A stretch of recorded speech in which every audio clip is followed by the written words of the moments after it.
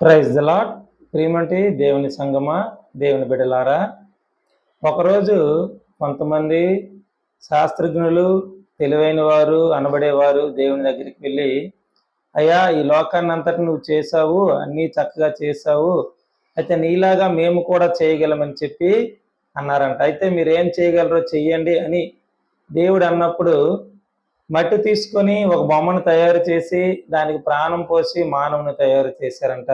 అయితే అప్పుడు దేవుడు అన్నాడు, చాలా మంచిది, అయితే వెళ్ళి మీ సొంత మట్టిని తీసుకుని రండి అన్నారంట.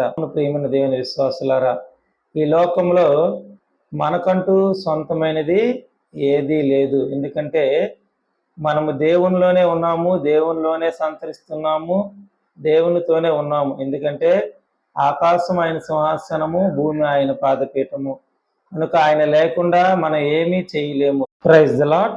ప్రియమంటి దేవుని